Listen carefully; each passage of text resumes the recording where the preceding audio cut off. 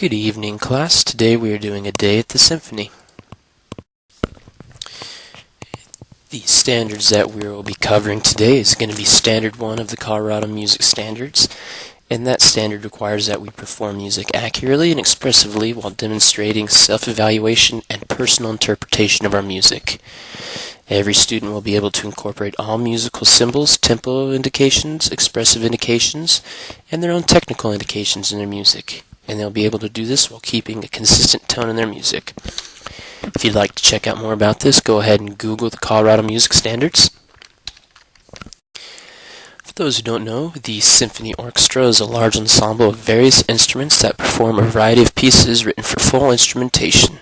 It originated back in the 18th century or so, and it has been evolving ever since to what we know it as today, and it provides many jobs for many different people. Within the symphony, there are many different sections such as strings, brass, woodwind, and percussion. Each section has its own role to play in making the group sound its best. I'd like for you to go ahead and check out the roles of each section following this website. What you're going to do is you're going to follow this link, and it's going to bring up a page with a bunch of different music activities. And the one I want you to look at should be in the third column, third row over, and it should be a picture of an orchestra that looks similar to this picture on the PowerPoint. In that little walkthrough you had of the orchestra, it also mentioned the conductor as a member. The conductor plays a very vital role to the orchestra. The role of the conductor, as stated in the video, is one, to keep a solid tempo and time for the players as they perform, but it extends more than that. It also goes out to interpreting the music and making sure his musicians know how to interpret the music. In order to do this, this requires that the conductor has many different skills. In order to make good interpretations, he has to have a great knowledge of music history and music theory. He needs to understand how the music was composed and how the composers intended it to be performed. He also needs to have great skills with his ear, aural skills, and transposition, as he needs to be able to hear what the orchestra is doing. And as all instruments play in different keys, he needs to be able to transpose them to make sense with each other for him. Alongside that, he needs to understand pedagogy. Pedagogy, for those who don't know, is the art of teaching something, and he needs to be able to teach all the instruments how to play correctly and play the style he wants them to play in. In some instances, conductors must determine dynamics and articulations because they aren't provided in the music. This is often seen in music that is written in the 17th and 18th century, the Baroque and Classical era, because in that time composers expected that musicians knew how to interpret their music and knew how to perform them with the dynamics they wanted, so they didn't put them in there. On the next slide, I've went ahead and attached a Bach chorale. I'd like for you to go ahead and try and put in your own dynamics in there, and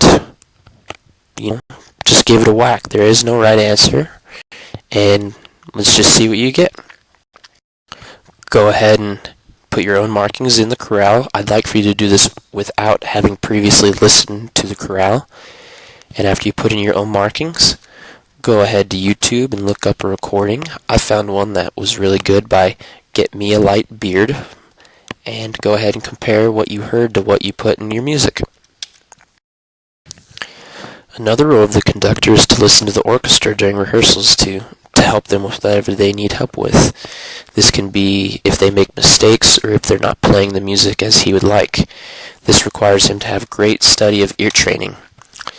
I'd like you to go ahead and go to musictheory.net and play around with the ear training section under exercises and just kind of get an idea of what conductors do to get their ear up to snuff. As an orchestra member, there are several things that are expected of you. One of the biggest things as a professional orchestra member is that you have all of your music for that concert learned by the first rehearsal. This requires that the musicians have a great understanding of not only their instrument, but as well as the music they play. In order to do this, they must understand the musical markings and tempo markings and whatnot very well, understand the language of music extremely well. I'd like for you to go ahead and go to this website, musicteachersgames.com, and there should be a test tab on the far right side, and I'd like for you to take the terms, dynamics, and the terms and basic rudiments test. Just give it a shot and see where you're at. Once the conductor and the orchestra meet for the first time, they only have a few rehearsals till the performance. That's how the professionals do it. They meet, they have 3 or 4 rehearsals, and then they perform. This is why it is important for the musicians to have a great understanding of the music, and then when they get there with the conductor, he can share his interpretation with them, and they begin to make music, and they begin to make it full of musicality. I'd like for you to go ahead and look up a couple videos on YouTube of Beethoven's Ninth Symphony, and in particular I was thinking of Movement 2, and go ahead and compare them. When you're looking this up, I would like for you to try and find at least one professional recording, and then also try and find a community group recording, and just kind of compare the two to each other. I would like for you to come to class prepared to discuss what you found with a partner. In terms of the actual performance, there's some protocol for the performers to follow. They wait to tune until the concertmaster comes out. The concertmaster comes out before the conductor, and the concertmaster is the first violinist, and he is sort of in charge of communicating everything with the orchestra. And when he comes out, they begin to tune, and they either tune to the oboe or the keyboard, whatever is present. And here in the United States, we tune to the pitch frequency of that the pitch A receives 440 wavelengths per second. This has changed over time, as in the Baroque era, for instance, musicians tuned to the pitch A, and that was at 415 wavelengths per second, which actually made the pitch sound a little more than a half step lower than what we perceive it today. The audience expectation is that generally people come dressed up fancy for a night out at the symphony. It is also required that cell phones are turned off or on their most silent setting.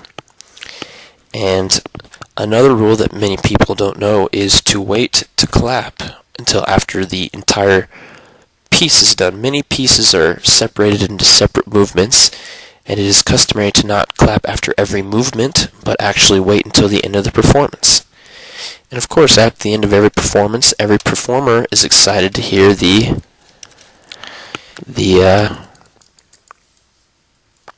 applause.